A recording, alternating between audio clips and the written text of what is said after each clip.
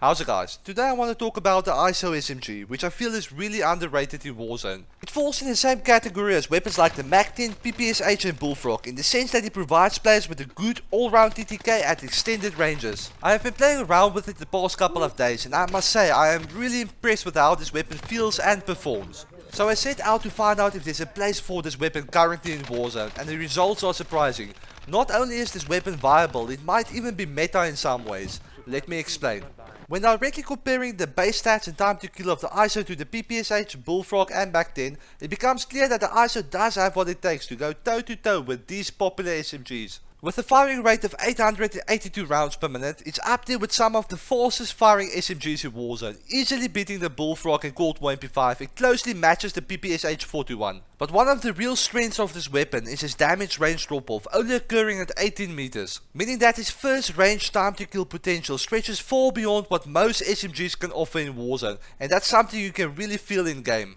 And speaking about that first range time to kill, the ISO beats the PPSH, Mac 10 and Bullfrog when it comes to chest and stomach time to kill. It also has the PPSH and Mac 10 beat when it comes to headshot time to kill in that first damage range, only falling behind the Bullfrog. One downside of the ISO is its extremities time to kill, which is the slowest between these four weapons. It also falls behind the PPSH and Bullfrog when it comes to stomach and chest time to kill in the second damage range. But keep in mind the Bullfrog does have a very close damage range drop off, so the ISO will still kill faster up to 18 meters. So overall, the ISO provides the most consistent time to kill in the first damage range, especially if you can land stomach and chest shots. But how do these weapons compare when we look at the meta build statistics? Let's check it out. So these stats are based on what I consider to be the best possible long range builds for these weapons, meaning the agency suppressor and the task force barrel for the Cold War SMGs.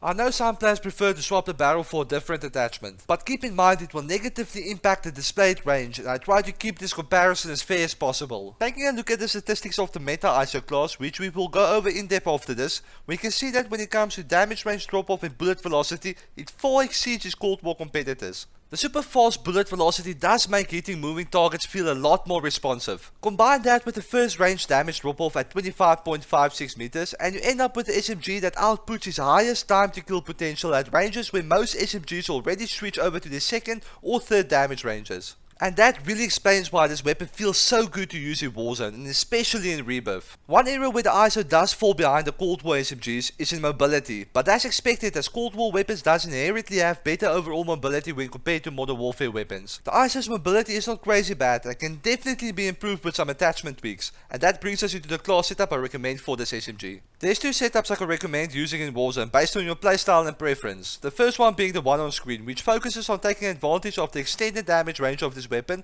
while also utilizing another big strength of this SMG, hipfire. This is also the class that the meta stats is based on, and the class that I have personally been running in Warzone. By equipping the Nightshade barrel, we'll get a 42% boost to our range and a massive 79% boost to our bullet velocity. It also comes with a built-in monolithic suppressor, meaning we can save on an attachment slot, which we can use to boost our mobility by equipping the collapsible stock. As mentioned earlier, one area where this weapon excels is in its hipfire capabilities, and we can further capitalize on it by equipping the 5mW laser combined with the Merc foregrip. This really makes the SMG deadly in close quarters combat, as the hipfire spread is so minimal that you will be able to hipfire spread in a lot of close range engagements, totally bypassing the slightly slower ADS time of this weapon. And lastly, the 50 round mag will just give us the maximum ammo capacity available, making it easy to engage multiple targets. So with this build we end up with a weapon that takes advantage of its extended damage range, while also being deadly in close range engagements.